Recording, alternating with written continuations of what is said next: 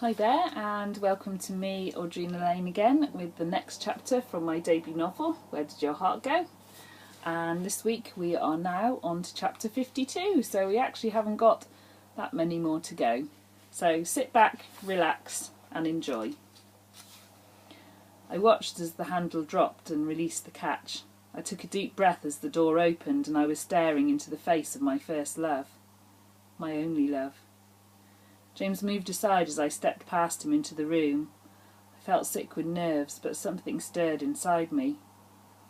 There were a couple of sofas over by the window with a table between them, a wine bottle and two glasses in the middle of it, so I passed the end of the bed and settled down on the nearest one.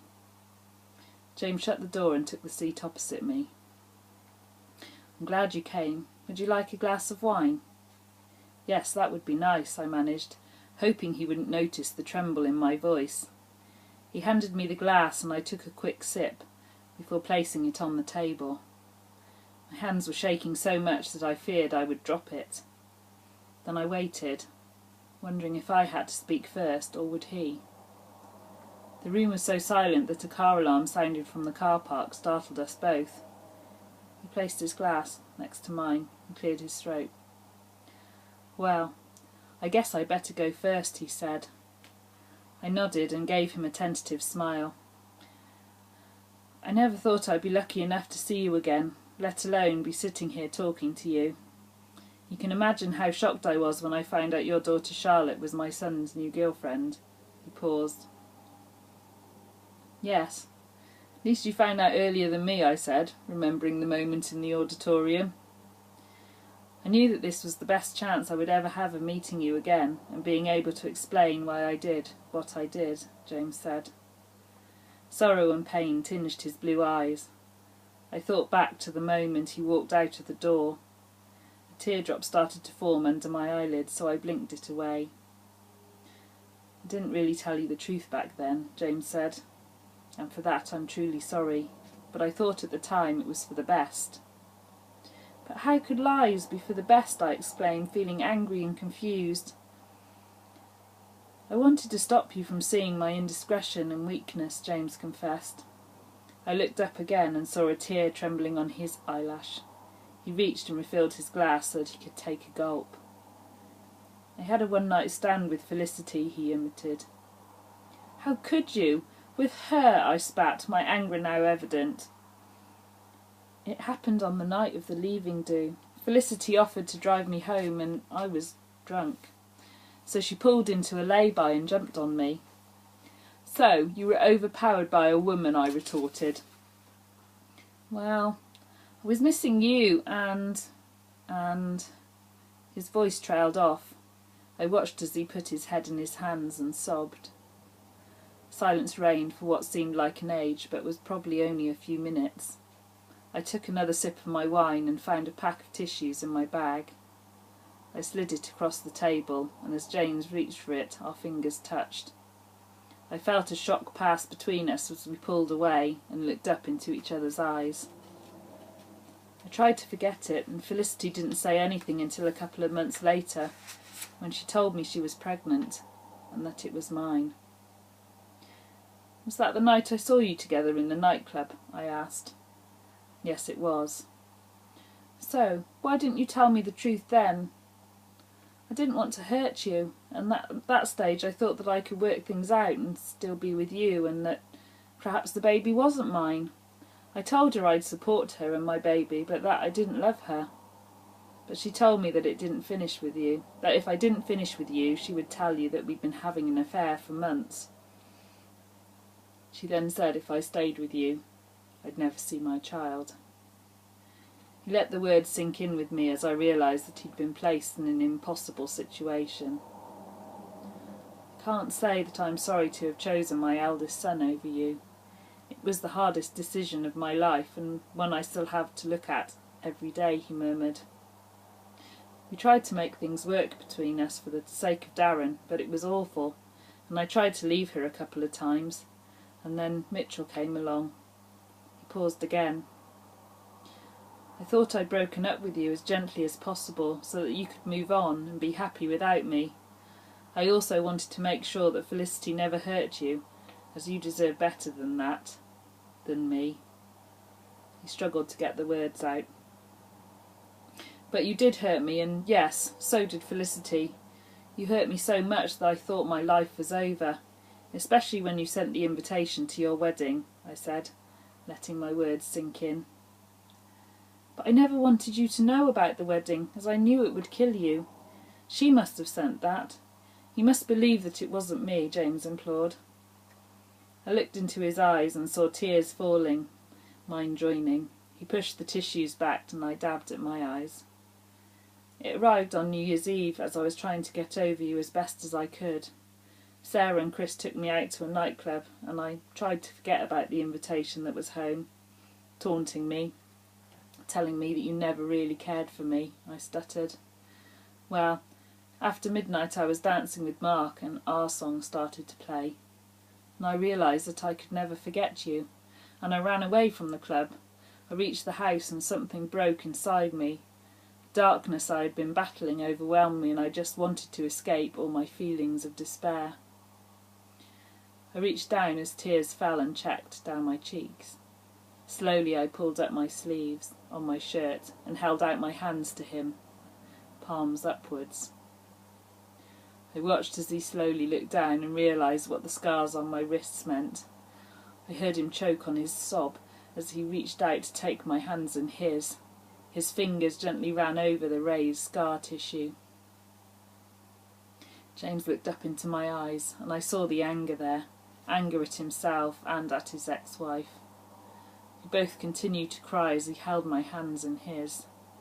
As he slowly stroked his fingertips over my wrists, I started to feel a tingle rising within me. It was a tingle I hadn't felt in years, and I knew that he was reawakening my deep desire for him. He must have felt the heat starting to spread through my skin as he stood up and briefly let go of my hands to shorten the distance between us. Before I knew it, he was kneeling beside the sofa, reaching out for my hands once more. Words can't start to express how I feel right now. I feel like I let you down really badly. I feel like I should have known, and I should have stopped her from ruining not just my life but yours. You should have told me what she sent you. Perhaps I could have helped you then, before this. He paused and again ran his fingertips ever so lightly over the faded scars. Please believe me when I say I still loved you. When we broke up, I loved you throughout my short marriage, and I still do. I watched as he scanned my face, my skin betraying my true feelings. I could feel a pink blush spreading right through my hands and arms and up my neck, staining my face. Once again the silence stretched between us, but this time the nervous tinge had faded. There was a different edge to the air around us. So where do we go from here? He asked. His voice shook slightly, and I knew that he was nervous at what my answer would be. I shook my head, not knowing which way I wanted to go. It had been good to hear his explanation, but it also meant that he both lied and cheated when we were together. My mind was telling me that I needed to think things through and try to make a rational decision. My body, on the other hand, had started to recollect the feelings that lay dormant in me. It felt like they didn't want to go back to sleep. I know you still feel something for me. I knew that when I turned around and saw you earlier. I knew it when I heard you knock on the door. I know it now, as I feel you trembling as I stroke your wrists and see the pink flush on your skin, he murmured. He stood up and, taking my hands in his, he pulled me up so that we stood only inches apart. Heat flamed in my cheeks, my whole body on fire. Pulling me closer, I was back in his arms. So alien now, but so familiar. Our bodies touched, and again I felt a lightning shock pass through me. James must have felt it because he paused ever so slightly before his hands ran up my spine and reached my neck. We were now skin on skin. He traced the line of my jaw around to my chin and then inclined it so that I was staring up into his face as I watched him lean in.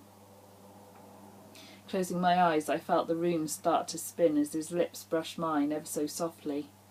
I hesitated, wondering if they had or if I'd imagined it, but then I felt their touch again. I felt my body start to respond to him as my lips parted and our tongues greeted each other like old friends. I could feel his hands reach up into my hair like they always used to. I was 17 again in his arms, and I opened my eyes and saw James as he once was at 21. Then my mind woke up and it felt like I'd been slapped across the face. I pushed him away and stood shaking as tears started to form. "I need some time," I whispered. I could see confusion clouding James's eyes at my statement, especially as moments earlier I'd been reigniting dormant passions through our kiss. "I'm sorry," I mumbled as I fled. He reached for me, but I moved out of his grasp. "Let me sleep on things," I said as I paused at the door. "It's a lot to take in on one day." As a solitary tear trickled down my cheek, I reached to wipe it away, but I missed it, and it fell and hit the floor. I watched the droplet breaking apart and remembered the shattered glass of my mirror. Could he really erase all the hurt and pain with a simple confession that he was wrong and was sorry? "Will you have dinner with me tomorrow night after the competition is finished?" he asked, crossing the room to stand by the door. "I'll let you know tomorrow." I needed to flee to the safety of my room before I changed my mind and allowed my body to take charge. I could feel the pull of desire begging me to close the door and stay. He nodded and smiled. "Thank you for hearing me out, and I look forward to seeing you again tomorrow," he said, smiling shyly at me. "Good night, James." "Good night, Steph," he replied as he watched me walk down the corridor. I could feel tears streaming down my cheeks as I headed for the safety of my room. Once inside, I leaned back against the solid door. I ran my finger over my lips where his had been only moments earlier. My breath was ragged as the final few tears fell from my eyes. Why was life so confusing? If I'd listened to my body, I would still be in his room, wrapped in his arms. I looked across at my mobile phone, which I'd left on the bedside table. There was a text from Sarah and also one from Charlotte. Both were asking how I was.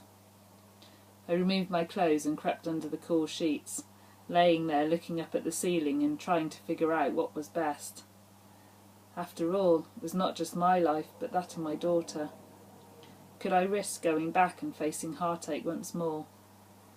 My body seemed to be telling me that he was the only one for me. He was the only one who could scratch that itch. He was the only one who could turn the key and unlock my sealed heart. Well, that was a pretty emotive chapter.